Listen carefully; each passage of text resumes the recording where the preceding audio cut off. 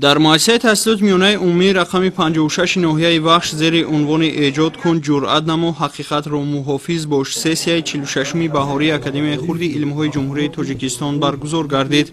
چورابینی با حضور نمایندگان اکادمی علم‌های جمهوری تاجیکستان، مسئولین ساحه معارف ولایت ختلان، رهبریت شعبه معارف ناحیه وخش، آموزگاران و خوانندگان بالایقت مؤسسه‌های تعلیمی دایر شد. سسیه با سخن افتتاحی نماینده اکادمی علم‌های جمهوری تاجیکستان آغاز گردید. هدف چورابینی را در جلب و آماده نمودن خوانندگان مؤسسه‌های تحصیلات میانه عمومی با کارهای علمی ارزیابی کرده قید داشتند که خوانندگان دوام سال با عالمان برجسته تاجیک طرز و اصول آماده نمودن گزارش‌ها، کارهای علمی، نوشتن مقاله‌های علمی و معروضه‌ها نمودن را می‌آموزند.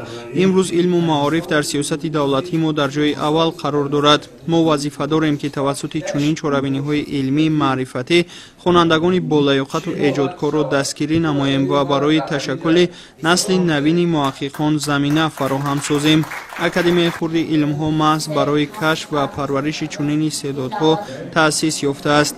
و اندیشه مسئولین اکادمی خردی علم‌های جمهوری برای آماده نمودن متخصصان ماهر، کاردان و ایجادکار، اینچنین برای تکمیل دادن فعالیت علمی مؤسسه‌های علمی و تحقیقاتی اکادمی علم‌ها در آینده مساعدت نموده امکانیت می‌دهد که به صف اکادمی خردی علم‌ها نیروی نو از حساب جوانان بالایقت جلب کرده شود.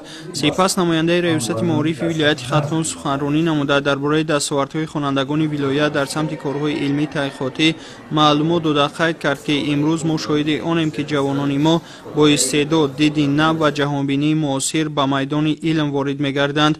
وظیفه ما همچون رهبران و آموزگاران آن است که آنها را راهنمایی نماییم و محیط سالم رشد را تأمین کنیم. سسیه‌های اکادمی خردی علم‌ها به خوانندگان امکانیت می‌دهند که در برابر آموزش برنامه تعلیمی، دانش ایلواگی و ملکه‌های تحقیقاتی علمی را در خود رشد دهند. در قسمت عملی چورابینی خوانندگان از مؤسسه‌های تعلیمی ناحیه وخش کارهای علمی تحقیقاتی خود را در بخش‌های گوناگون از جمله علم‌های دقیق، طبیعی، جامعه شناسی، تاریخ، فیلولوژیا و اختراعکاری پیشنهاد نمودند.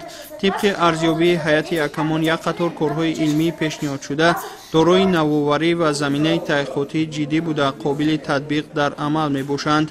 هیئت حکمان که از متخصصان ساحه معارف و عالمان جوان عبارت بود و کارهای علمی خوانندگان بهای بلند داده بهترین ها را برای شرکت در دور جمهوریوی سسیه اکادمی خردی علم‌ها توصیه دادند و یک قطار فعالان به اعضاگی اکادمی خردی علم‌ها پذیرفته شد. در فرجام چورابینی اشتراکچیان با سپاسنامه و تحفه‌های خاطره‌ای سرفراز گردانیده شدند.